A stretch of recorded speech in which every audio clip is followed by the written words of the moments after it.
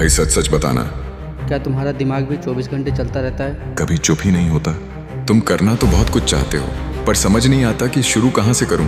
कभी लगता है कि मैं दुनिया हिला दूंगा, और अगले ही पल लगता है कि मुझसे कुछ नहीं होगा। अगर तुम्हें भी बहुत ज्यादा सोचने की बीमारी है, अगर तुम्हें भी करियर की टेंशन सोने नहीं देती, या अगर तुम भी खुद को अकेला महसूस करते हो, तो बस रुक जाओ। यह वीडियो सिर्फ एक वीडियो नहीं है, यह तुम्हारे दिमाग की सफाई है। आज हम गौतम बुद्ध की वो 17 बातें जानेंगे जो तुम्हारी इन सारी प्रॉब्लम को जड़ से खत्म कर देगी। चाहे वो आलस हो, दिमाग का कभी शांत न होना, मन का युद्ध, बहुत सोचना, जलन, लोग क्या कहेंगे, कंफ्यूजन हो या दिल का टूटना हो, और बीती बातें, आज हर सवाल का जवाब मिलेगा। बस एक काम करो, कमरे का दरवाजा बंद करो, हेडफोन लगाओ और अगले कुछ मिनट सिर्फ अपने लिए निकालो। आज तुम्हारे दिमाग का सारा शोर शांत होने वाला है। चलो शुरू करते हैं भाई।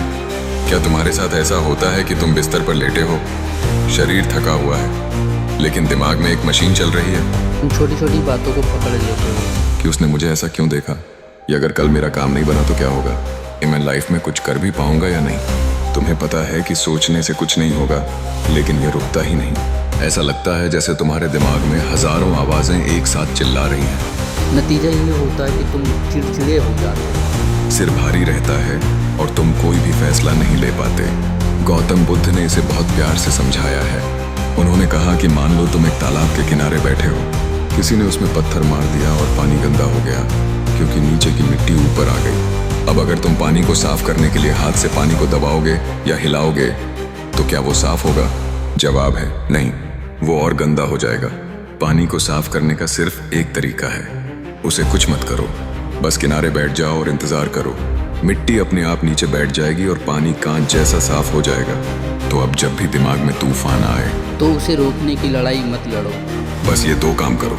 पहला, जब बहुत टेंशन हो तो खुद से कहो, अरे मेरा दिमाग फिर से ड्रामा कर रहा है। इसे ऐसे देखो जैसे तुम सड़क पर गाड़ियों को आते जाते देखते हो, किसी विचार की गाड़ी में बैठना नहीं है, बस उसे गुजरते हुए देखना है। और दूसरा, जब विचार बहुत सताने लगे तो लंबी सांस लो और 5 से 1 तक उल्टी गिनती गिनो।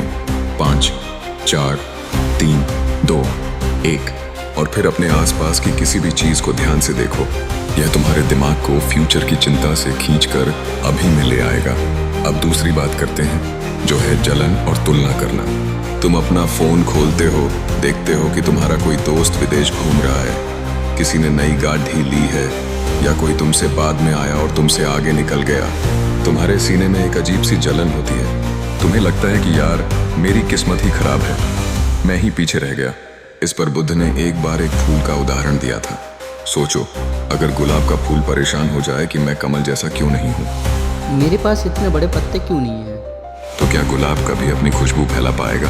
कभी नहीं। बुद्ध कहते हैं कि सूरज और चांद कभी आपस में मुकाबला नहीं करते, जिसका जब वक्त आता है वो तब चमकता है। तुम्हारी घड़ी का टाइम अलग है, उसकी घड़ी का टाइम अलग है। किसी और के चैप्टर 20 को देखकर अपने चैप्टर 1 को बुरा मत बोलो। इसका उपाय ये है कि जैसे रेस के घोड़े की आंखों के दोनों तरफ पट्टे लगा दिए जाते हैं ताकि वो दाएं बाएं न देखे, सिर्फ सामने देखे। तुम भी वैसे ही बन जाओ। अगले 6 महीने के लिए यह देखना बंद कर दो कि दुनिया क्या कर रही है, सिर्फ अपने काम को देखो। और जब कोई सफल हो तो जलने के बजाय सोचो, वाह अगर ये लड़का कर सकता है तो मतलब यह संभव है। यह मेरे लिए सबूत है कि मैं भी कर सकता हूँ। तीसरी सबसे बड़ी समस्या है लोग क्या कहेंगे का डर। तुम्हारे अंदर गजब का टैलेंट है, तुम कुछ नया करना चाहते हो, लेकिन एक डर तुम्हें जकड़ लेता है। रिश्तेदार हंसेंगे, दोस्त मजाक उड़ाएंगे। तुम अपनी पूरी जिंदगी दूसरों को इम्प्रेस करने में निकाल देते हो और एक कठपुतली बन जाते हो। इस पर एक बहुत प्यारी कहानी है। एक बार एक आदमी बुद्ध के पास आया और उन्हें गालियां देने लगा। बुद्ध चुपचाप सुनते रहे। जब वो थक गया तो बुद्ध ने मुस्कुराकर पूछा, भाई अगर तुम मेरे लिए कोई तोहफा लेकर आओ और मैं उसे लेने से मना कर दूं तो वो तोहफा किसका हुआ? आदमी ने कहा, मेरा ही हुआ। बुद्ध बोले, बिल्कुल वैसे ही तुम्हारी गालियां और तुम्हारा गुस्सा मैं स्वीकार नहीं करता।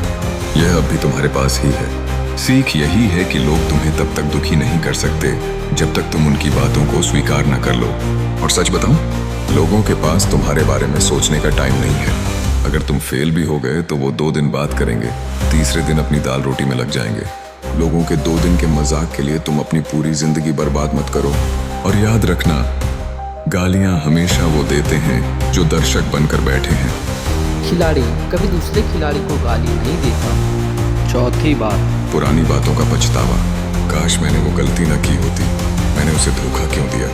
तुम अपने अतीत की लाश को अपने कंधों पर ढो रहे हो। बुद्ध कहते हैं, बीता हुआ कल एक टूटे हुए मटके जैसा है। तुम चाहे कितना भी रो लो, वो मटका वापस नहीं जुड़ेगा। लेकिन अच्छी बात यह है कि हर पल तुम्हारा नया जन्म हो रहा है। बुद्ध ने अंगुलीमाल जैसे डाकू को भी अपना शिष्य बना लिया था और कहा था, जो तुम कल थे वो मर चुका है, आज तुम नए हो। तो शीशे के सामने खड़े हो जाओ और खुद को माफ करो। बोलो, हाँ मुझसे गलती हुई, मैं इंसान हूँ, भगवान नहीं। अब मैं खुद को आजाद करता हूँ। पछतावा एक कचरा है, लेकिन अगर तुम इस कचरे से सीख ले लो तो यह खाद बन जाएगा जिससे तुम्हारे भविष्य का पेड़ और मजबूत उगेगा। उस सीख को जेब में रखो और घटना को भूल जाओ। भाई, बहुत दिल से ये बातें आपके लिए लिखी हैं। अगर मेरी यह छोटी सी कोशिश आपके दिल तक पहुंची है तो एक लाइक करके मेरा हौसला जरूर बढ़ाएं और कमेंट में एक प्यारा सा मैसेज जरूर लिखें। चैनल पर नए हैं तो सब्सक्राइब कर लें ताकि हम रोज मिल सकें। और अच्छी चीजें अपने दोस्तों के साथ शेयर करना न भूलें। मेरे भाई, कहते हैं आधा अधूरा ज्ञान अज्ञान से भी ज्यादा खतरनाक होता है। आपने यहाँ तक साथ दिया, यह बहुत बड़ी बात है। अब जो बातें हम करेंगे वही इस पूरी चर्चा की रूह है। अगर आपने ये मिस कर दिया तो समझो सब बेकार गया। इसलिए अब अपना ध्यान बिल्कुल मत भटकने देना, क्योंकि अब कहानी में हम उन जज्बातों से रूबरू होंगे जो हमें अंदर से खाए जा रहे हैं। हम गहराई से समझेंगे उस जीवन के बोझ को, आने वाले कल के डर को। हम बात करेंगे उस अकेलेपन, गुस्से और आलस की जिसने आपको जकड़ रखा। इन सब का पक्का इलाज आगे है।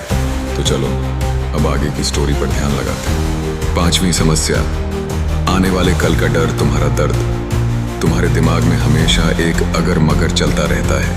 अगर मेरी नौकरी नहीं लगी तो, अगर मेरा चैनल फेल हो गया तो, अगर मेरे पास पैसे नहीं बचे तो। तुम आज खाना खा रहे हो लेकिन खाने का स्वाद नहीं आ रहा क्योंकि तुम्हारा दिमाग कल की चिंता में फंसा हुआ है। तुम अपनी खुशियों को आगे बढ़ाते रहते हो, सोचते हो जब मैं सफल हो जाऊंगा तब खुश रहूंगा। सच बात यह है कि तुम आज में जी ही नहीं रहे हो। तुम एक ऐसी दुनिया में जी रहे हो जो अभी बनी ही नहीं है।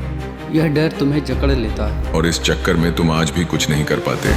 बुद्ध का सरल ज्ञान। गौतम बुद्ध ने एक बार अपने शिष्यों से पूछा, क्या तुम कल का खाना आज खा सकते हो? शिष्यों ने जवाब दिया, नहीं, पेट फट जाएगा। बुद्ध बोले, तो फिर तुम कल की चिंता का बोझ आज क्यों उठा रहे हो? तुम्हारा मन इसलिए भारी है क्योंकि तुम उस भविष्य को काबू करना चाहते हो जो तुम्हारे हाथ में है ही नहीं। बुद्ध का सबसे बड़ा मंत्र है, जीवन सिर्फ इस पल में है। सांस कल में नहीं ली जा सकती, सांस सिर्फ अभी ली जा सकती है। भविष्य कुछ और नहीं, बस बहुत सारे आज का जोड़ है। अगर तुम अपने आज को संभाल लो तो कल अपने आप संवर जाएगा। अब क्या करें? समाधान। पहला काम, सिर्फ आज का डिब्बा। सुबह उठकर खुद से एक वादा करो, मुझे नहीं पता 10 साल बाद क्या होगा और मुझे परवाह भी नहीं है। मेरे पास सिर्फ आज के 14 से 15 घंटे हैं। मुझे बस आज का दिन जीतना है। अपनी जिंदगी को पूरी जिंदगी की तरह मत देखो, इसे एक दिन के टुकड़े में देखो। बड़ा पहाड़ चढ़ना है तो सिर्फ अगला कदम देखो, पूरी छोटी देखोगे तो डर जाओगे। दूसरा काम, डर का सामना करो।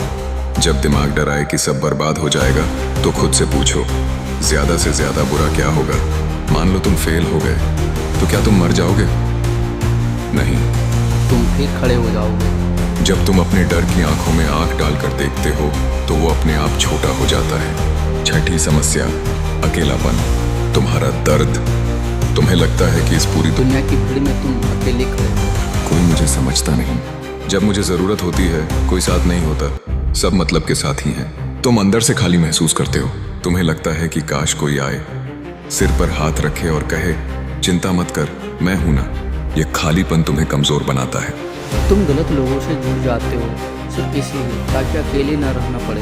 यह दर्द बहुत गहरा है। बुद्ध का सरल ज्ञान। बुद्ध ने कहा था, अपना दीपक खुद बनो।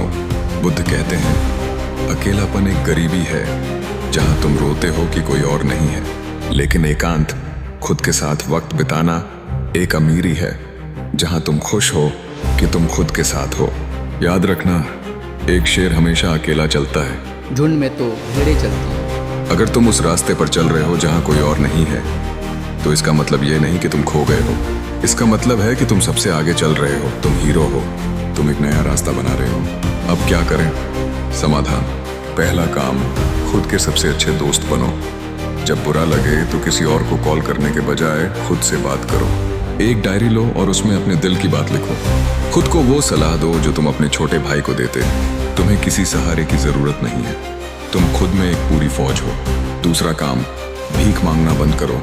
प्यार और साथ की भीख मांगना बंद करो। जब तुम खुद की इज्जत करना शुरू कर दोगे तो लोग चुंबक की तरह तुम्हारे पास आएंगे। सूरज किसी से नहीं कहता मुझे देखो, वो बस चमकता है और दुनिया उसे देखती है। तुम बस चमकना शुरू करो। 7वीं समस्या, गुस्सा और चिड़चिड़ापन। तुम्हारा दर्द। कभी कभी छोटी सी बात पर तुम्हारा खून खौल उठता है। किसी ने कुछ कह दिया, कोई काम बिगड़ गया और तुम फट पड़ते हो। तुम चिल्ला देते हो, चीजें फेंक देते हो और फिर 10 मिनट बाद क्या होता है? पछतावा। मुझे ऐसा नहीं बोलना चाहिए था, मैंने रिश्ता खराब कर लिया। गुस्सा तुम्हें अंदर से जला रहा है। यह तुम्हारी ताकत को खा जाता है और तुम्हें बाद में थका हुआ छोड़ देता है। बुद्ध का सरल ज्ञान।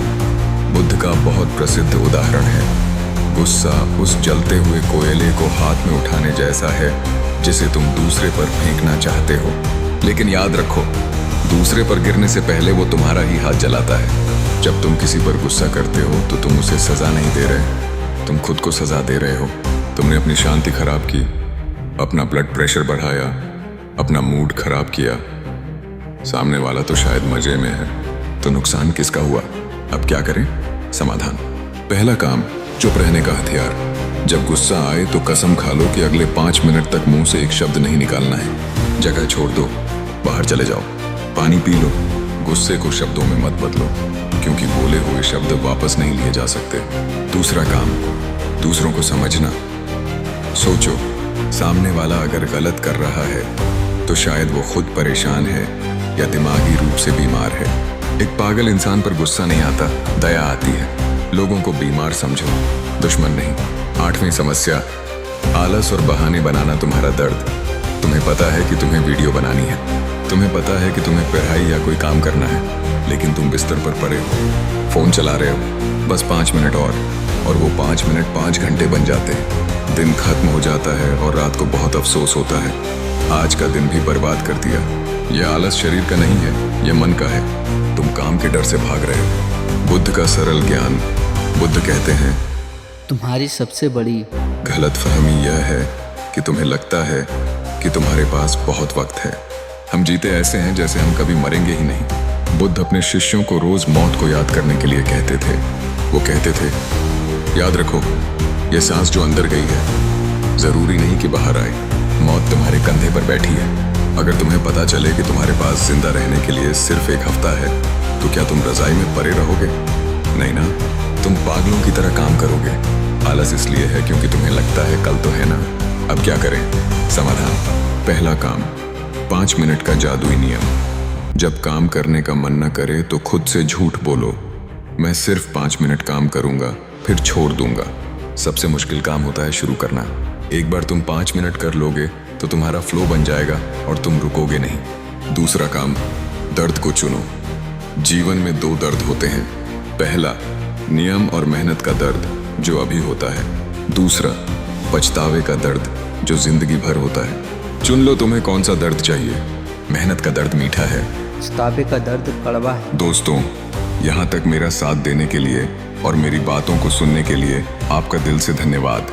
लेकिन सच कहूँ, अभी तो हमने सिर्फ दर्द बांटा है, असली दवा तो अगले पार्ट में है। अगले वीडियो में हम बुद्ध की वो 9 सबसे गहरी बातें जानेंगे जो किसी चमत्कार से कम नहीं है। वही वो रास्ता है जो आपको इस अंधेरे से बाहर निकालेगा। दोस्तों, जब मैंने ये स्क्रिप्ट लिखी थी मैं बहुत तकलीफ में था। मुझे कुछ समझ नहीं आ रहा था, लेकिन बुद्ध की इन बातों ने मुझे संभाला है। मैं धीरे धीरे ठीक हो रहा हूँ। मेरा विश्वास कीजिए, आप भी पूरी तरह ठीक हो जाएंगे। बस रोज रात को सोने से पहले इन बातों को सुनना, मन को बहुत शांति मिलेगी।